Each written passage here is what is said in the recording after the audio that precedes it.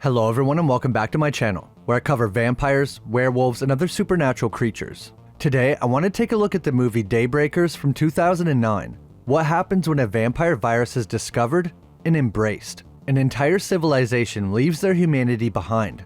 But was it the right choice? Let's take a look at the origins of the virus, the vampires, the Subsiders, and more. If you enjoy videos about vampires, werewolves, and other supernatural creatures, leave a like and subscribe for new videos every week. Now let's get started.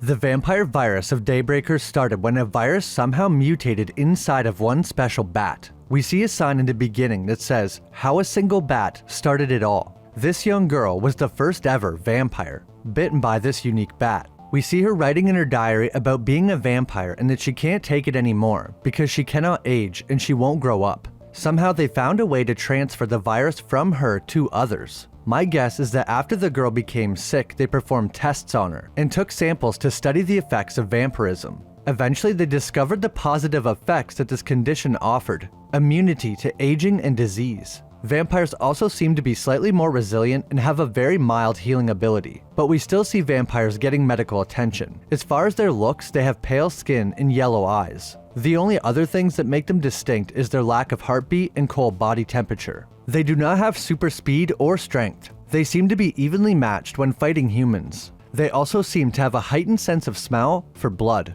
Edward was able to smell blood and what kind it was from several feet away. They also might have the ability to see in the dark, as their eyes are noticeably different. It's possible they might have experimented with the vampirism virus on animals before they tried giving it to more humans, since we see a vampire chimp. I wonder if they turned the first human volunteers by injecting them or having the girl bite them. However the first vampires were turned, from there it started to spread like crazy. At first, only those who really needed it were becoming vampires. We hear the reason Charles Bromley became a vampire was because he was dying of cancer, so vampirism could be used to save terminally ill patients. But after a while, everyone started to see the benefits, until the vampires outnumbered the humans. Then the remaining humans were almost completely killed off by the overwhelming vampire population. A sign in the beginning of the movie tells us it's 10 years after the initial outbreak. A lot of people probably became vampires to avoid being killed. The main character Edward never wanted to be a vampire,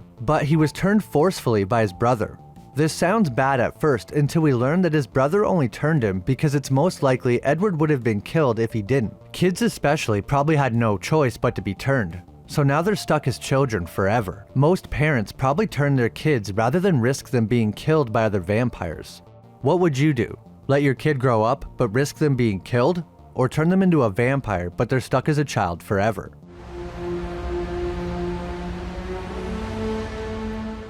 Since around 96% of the population is vampires, almost everything has been tailored to them. Their cars have covers that go over all the windows and a camera allows them to see so they can still drive around in the day. We see an automotive shop that says daytime modifications start at $5,995. At least I think that's what it says. We also get to see Cormac's garage. Apparently he was one of the first to start doing daytime driving modifications. Cormac said he used to like driving during the day because there's no traffic or cops. All the buildings also have window shades for the day, and there's tunnels connecting the buildings so they can move between them without having to go outside. The subwalk tunnel network is the safest way to walk around during daylight. The most popular way to navigate the city is the subwalk system.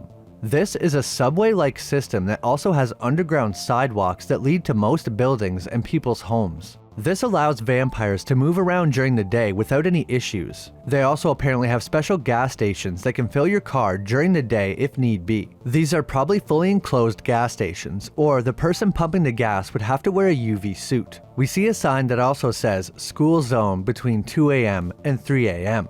Now that everyone is a vampire, most things are conducted at night. Vampire toothpaste. Well, good to know they still brush their teeth.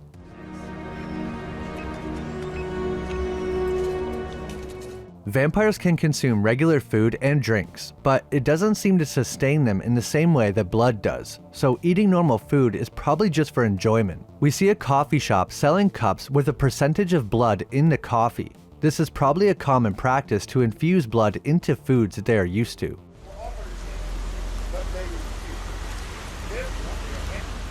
The remaining humans are considered fugitives. They must be hunted down and captured. Originally, the vampires offered the remaining humans the chance to quote-unquote assimilate. However, they refused for obvious reasons. Now, they are considered enemies of the state. Humans are seen as nothing but vessels for blood. Cattle.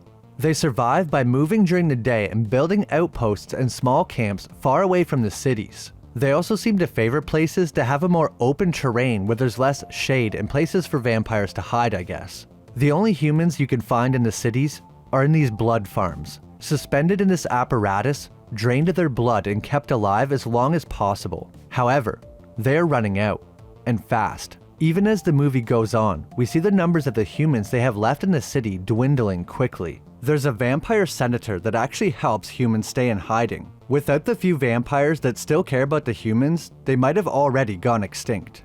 We see news that there are blood shortages all over the world, crippling third world countries. Everything in their vampire society seemed to be going perfect, until the blood started to run out. Edward's brother Frankie says that even pig's blood is becoming hard to find. From their conversation, it seems like some vampires, such as Edward, drink animal blood instead of human blood, and that's basically like being a vampire vegan. I wonder if vampires can consume the blood of any animal, or just pigs. I know pigs' DNA is very similar to humans for the most part, so that could explain why vampires are able to drink pig's blood. We never hear about them consuming blood from any other animals throughout the movie.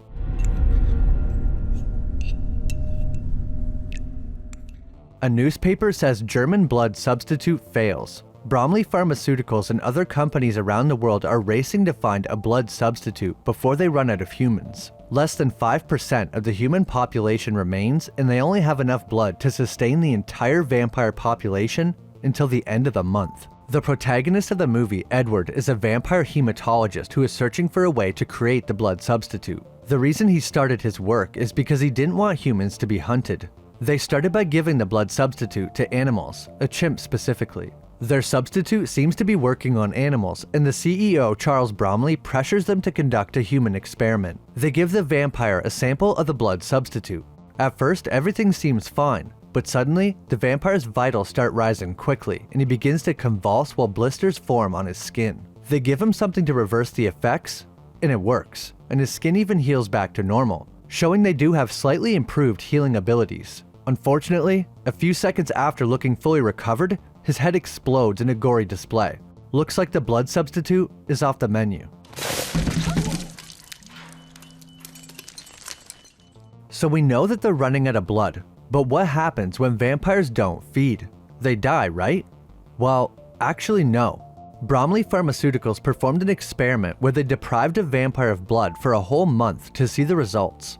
Going without blood for this long caused massive deterioration of the frontal lobe. The first sign of physical deformities began with elongated ears, like a bat. Edward's ears started to become pointed after only a few days without blood. After he drank some human blood, his ears did go back to normal though after only a few minutes. So it seems like if you can get blood, it can reverse the Subsider transformation, unless you're too far gone.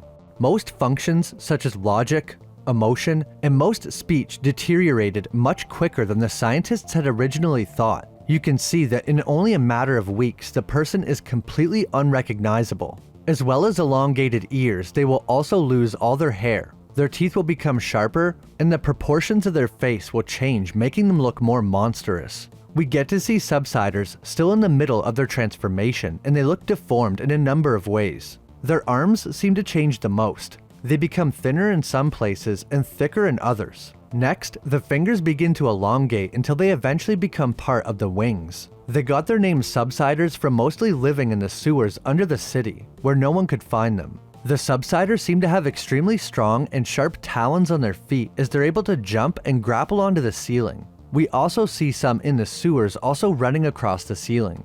It takes roughly a month for a vampire to become a full Subsider. However, there are ways to speed up the process. A Subsider breaks into Edward's house because it smells some blood that his brother brought over for his birthday. His 10th 35th birthday, that is. After they neutralize the threat, Edward says that it was a local gardener, and he'd just seen him 2 weeks ago. That means that he fully turned in only 2 weeks. The detective tells Edward that if the Subsiders feed on other vampires, that it only takes a couple weeks. While looking at the Subsider, they find bite marks that suggest that it was feeding off itself, and they confirm that this would rapidly speed up the mutation. This means that if you're a vampire, vampire blood is like poison, especially your own. I wonder if vampires need human blood or pig's blood because it helps stabilize their DNA. They don't starve without human blood, and they can still eat regular food. It's as if without human blood, they become full vampires. Or alternatively, in the absence of human DNA, the bat DNA begins to take over the body. This wouldn't explain their immortality, but it would explain why they have wings and ears that look like a bat. In my opinion, in their current state, I think the vampires that are consuming human blood are perhaps more like half vampires.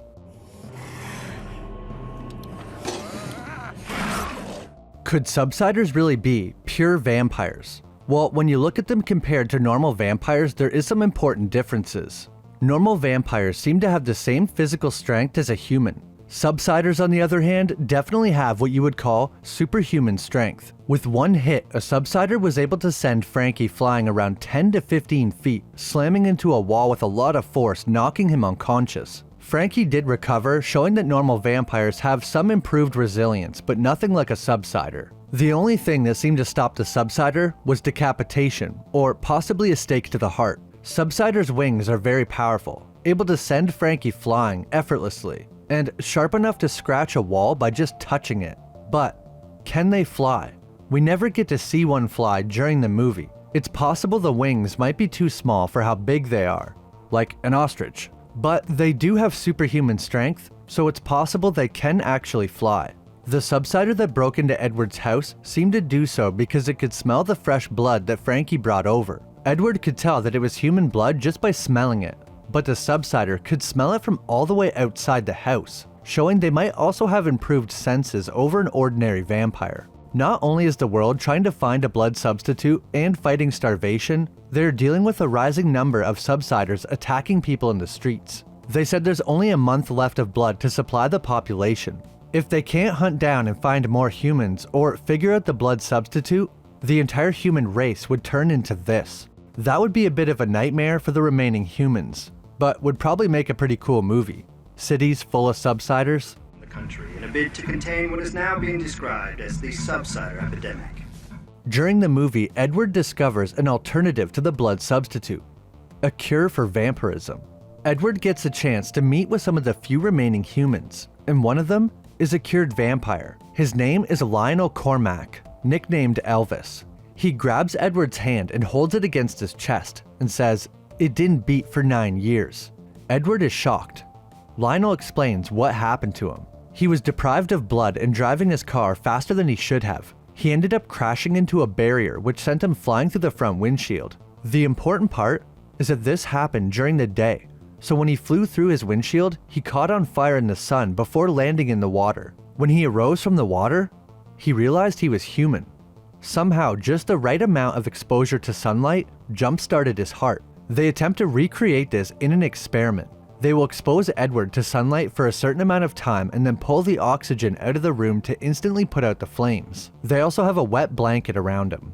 They try multiple times to recreate what happened to Lionel, but with no luck. They do see a couple heartbeats on the monitor, but they quickly fade away. As they're doing this experiment, the vampires are nearby about to storm the house. They decide they've come too far and give it one last shot. With just the right amount of exposure, his heart begins beating again. When the experiment actually worked, he collapsed to the ground gasping for air and his eyes returned to normal. They also filmed the process to prove to other people that it works and how to recreate it. The best part is, once someone has been cured, you can use their blood to cure other vampires. You don't have to repeat the process of exposing people to the sun. Too bad Lionel didn't give Edward his blood instead of Audrey in the car, and they would have figured that out a whole lot sooner. He also wouldn't have had to get set on fire. So because Edward has been cured, if a vampire feeds on him, they will be cured as well. Treated vampire blood is the key.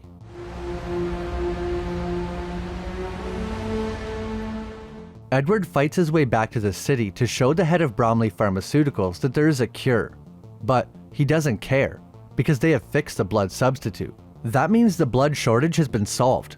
So do they even need the cure now? If they don't need to feed on humans, what's the problem? We learn from Bromley that the blood substitute won't be the end of hunting and farming humans. He says most will be happy with the substitute, but there will always be those willing to pay more for the real thing. This shows that in the end, even though they can leave humans alone, they never will. This is why the cure is the only real final solution to the problem. The price to pay for immortality is just too high. I think Charles' story is the best example of this. He was dying of cancer, so he became a vampire so he could spend more time with his daughter. But after he became a vampire, she's seen him as a monster. To her, vampirism was much worse than any cancer.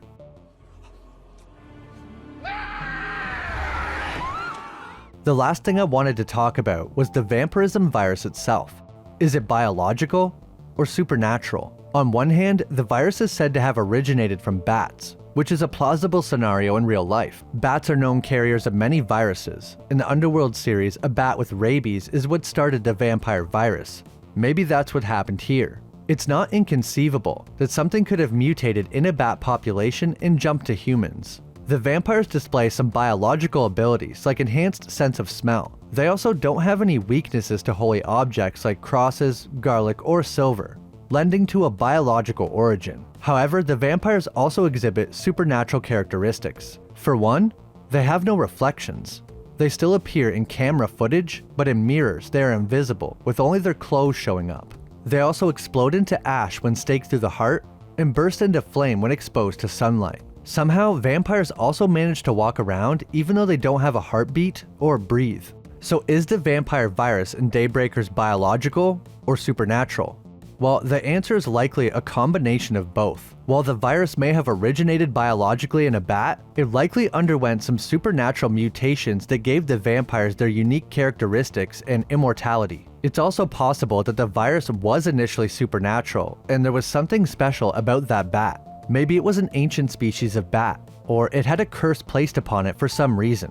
The origin of the virus is really left a mystery. The movie serves as a cautionary tale about the consequences of the over-reliance on a finite resource, and the potential dangers of unchecked scientific advancement.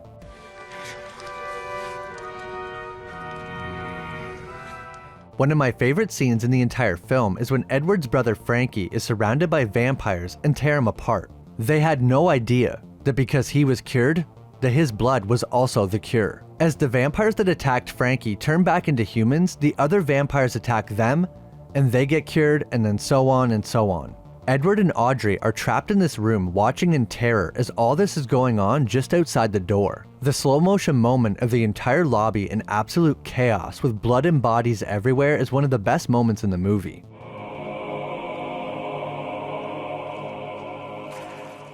That's my video on the vampire virus from Daybreakers. I think this movie is underrated. It's always been one of my personal favorites, maybe because I'm a fan of Ethan Hawke, Willem Dafoe, and Sam Neill. The acting in this movie is great, and I've always found the vampire politics and the Subsiders very interesting. The movie ends on a bit of a cliffhanger, and I always wanted them to make another one. Usually in movies, vampires are rare, in hiding or on the brink of extinction. This is one of the only movies that explores the idea of what if vampires won and completely took over? What if everyone decided they were willing to make the sacrifice for immortality? I tried not to completely spoil the plot if you haven't seen the movie before and want to watch it for yourself, and I definitely recommend it. If you enjoyed, leave a like, and subscribe if you haven't. I'm trying to hit 100,000 subscribers and I'm getting really close. An extra big thanks to my channel members: Roderick, Awesome Pea Shooter, Jason Miller, Cyper2880 Expensive Skin, Zothra's Paradox, Adam Mokabe, Gabriel Ragsdale, Matthew Batson, Stephen556, Owen Wildish, and Joseph Roman. Welcome to all the new members. It means a lot that you guys have went out of your way to support the channel. I also just wanted to say sorry about this video being a little bit delayed. I was working on this video and another special video for the channel at the same time. I don't want to say too much, but I think you will all enjoy. Thanks for watching, and I'll see you in the next video.